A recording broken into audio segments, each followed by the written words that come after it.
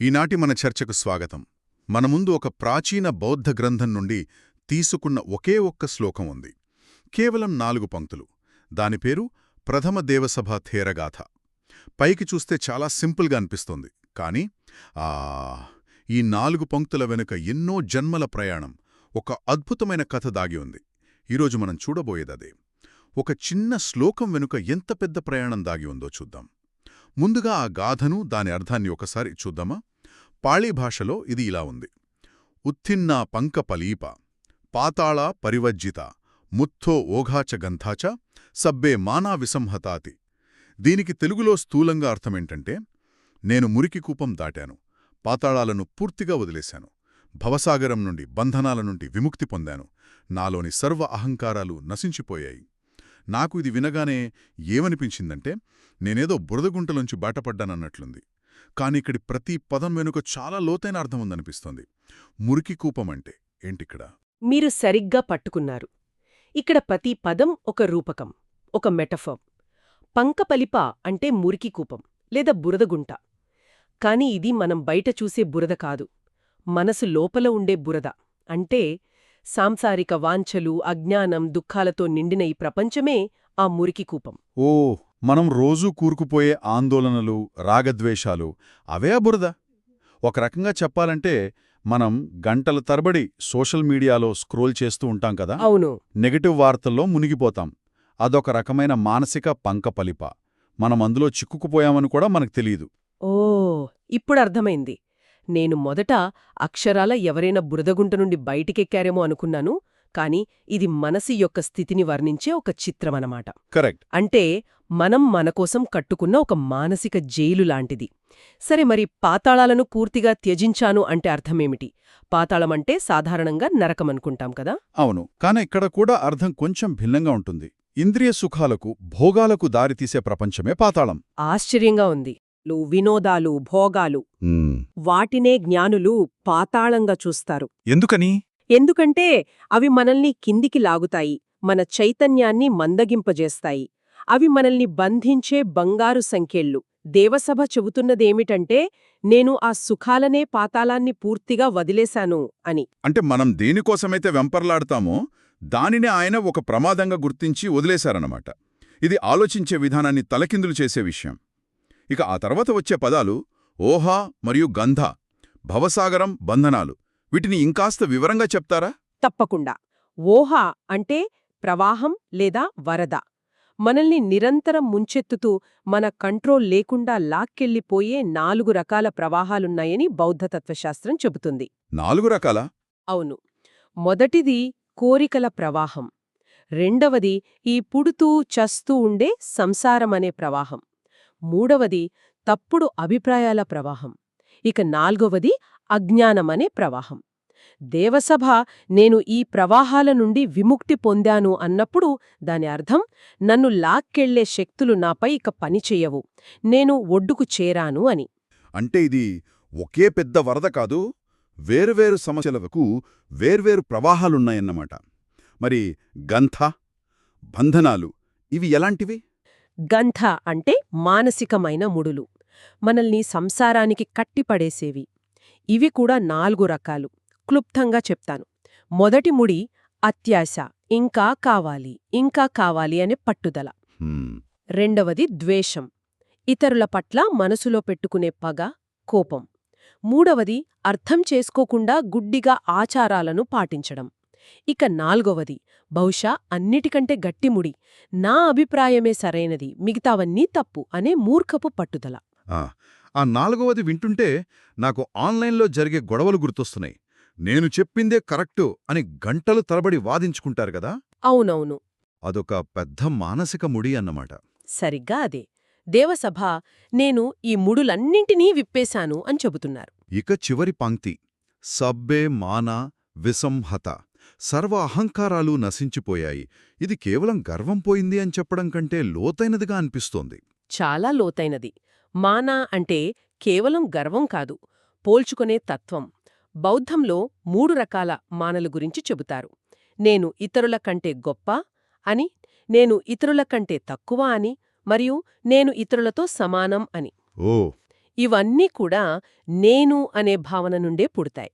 సర్వ అహంకారాలు నశించిపోయాయి అంటే ఆ పోల్చుకునే తత్వమే సమూలంగా నశించిపోయింది అని అర్థం. అంటే ఇతరులతో తనను తాను పోల్చుకోవాల్సిన అవసరమే లేని ఒక స్థితి. అవును, అది సంపూర్ణ స్వేచ్ఛ యొక్క ప్రకటన. ఇది చాలా శక్తివంతమైన భావన. అంటే ఇతరులను చూసి అసూయపడటం గాని, ఇన్ఫీరియారిటీ ఫీల్ అవ్వటం గాని లేని స్థితి. ఇదంతా వింటుంటే చాలా తాత్వికంగా ఒక ఉన్నతమైన ఆదర్శంలా ఉంది. కానీ మీరు దీని వెనుక ఒక కథ ఉందని చెప్పారు.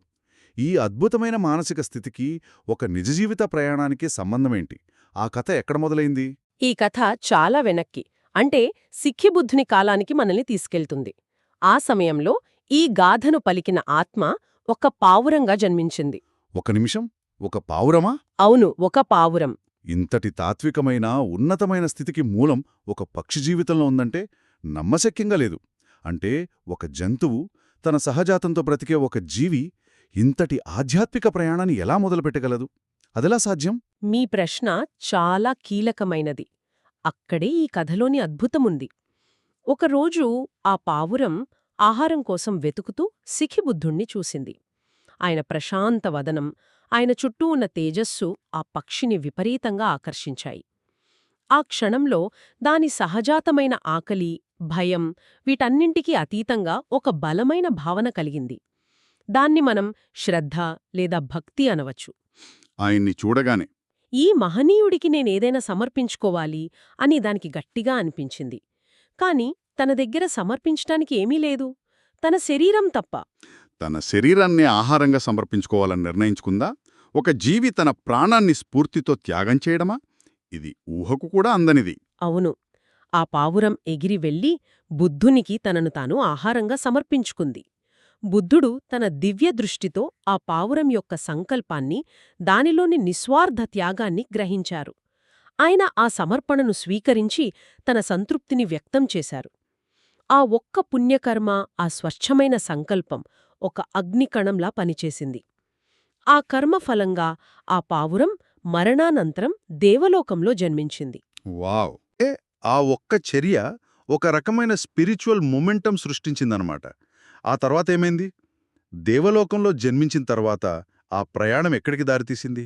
ఆ పుణ్యఫలం అతడిని ఎన్నో జన్మలపాటు ఉన్నత లోకాలలో ఉంచింది.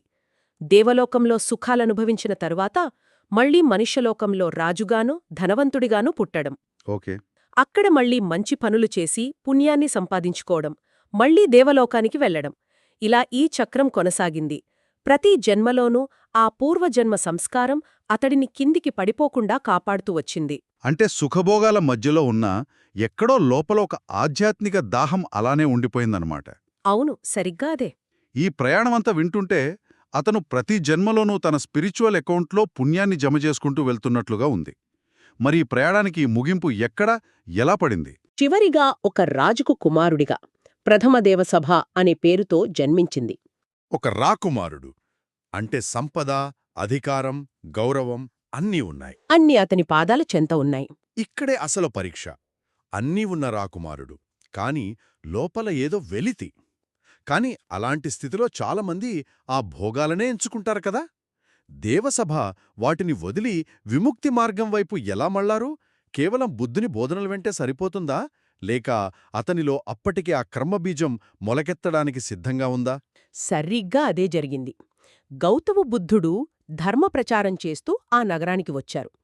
దేవసభ ఆయన బోధనలు విన్నారు. ఆ మాటలు కేవలం చెవులకు వినబడలేదు, అవి నేరుగా అతని ఆత్మను తాకాయి. ఎందుకంటే ఎన్నో జన్మలుగా అతను కూడగట్టుకున్న పుణ్యం, సంస్కారాలు ఆ క్షణంలో ఒక్కసారిగా ఫలించాయి. బుద్ధుని మాటలు ఒక నిప్పురవ్వలా పంచేస్తే దేవసభలో అప్పటికే పెట్రోల్లాంటి వైరాగ్య భావన సిద్ధంగా ఉంది. ఆ క్షణంలో ఆయనకంతా అర్థమైపోయిందన్నమాట.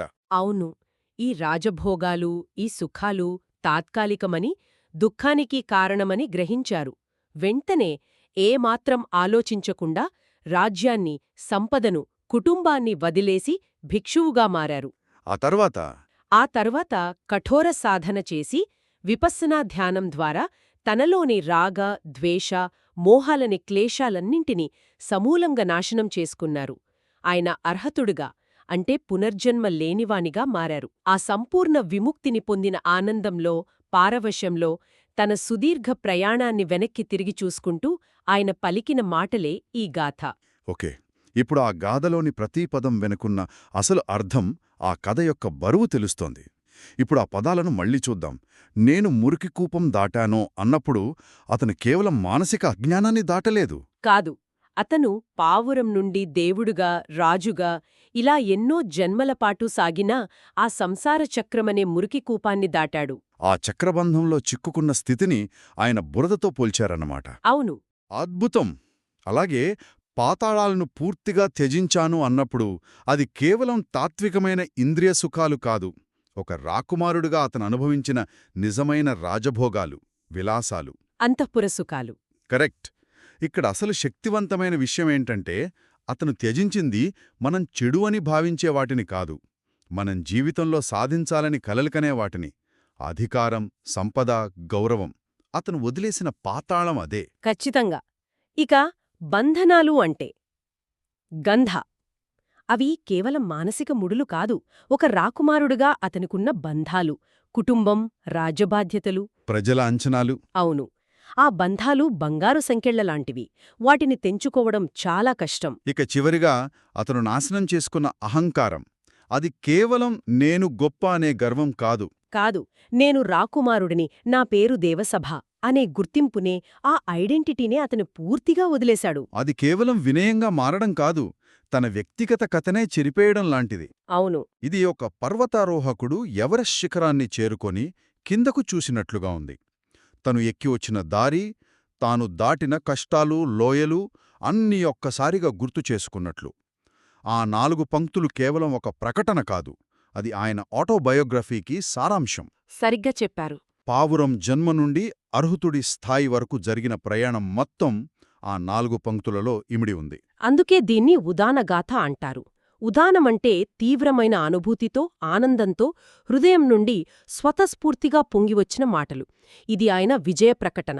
తన సుదీర్ఘమైన అలసిపోయే ప్రయాణం ముగిసిందని, తాను గమ్యాన్ని చేరానని లోకానికి చేసిన గంభీరమైన ప్రకటనది. ఈరోజు మనం ఒక చిన్న గాథ ద్వారా ఒక మహాప్రయాణాన్ని తెలుసుకున్నాం. ఒక పావురం చేసిన చిన్న, నిస్వార్థ త్యాగం సరైన పరిస్థితులలో ఎన్నో జన్మల తర్వాత ఎలా విముక్తికి దారితీసిందో చూశాం. కర్మ సిద్ధాంతం, సంకల్ప బలం మరియు ఆధ్యాత్మిక సాధన యొక్క శక్తిని ఈ కథ మన కళ్లకు కట్టినట్లు చూపిస్తుంది.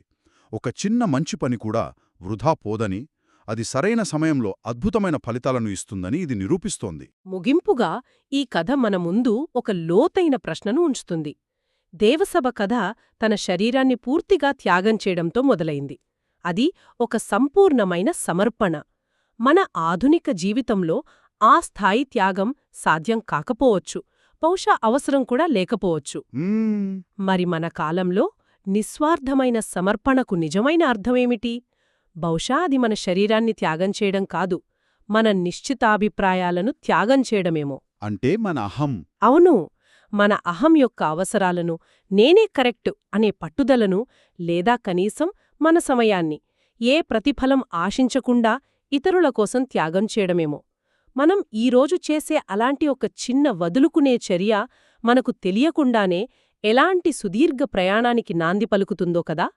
ఈ ప్రశ్నతో శ్రోతలు ఈ రోజును గడపాలని కోరుకుంటున్నాను.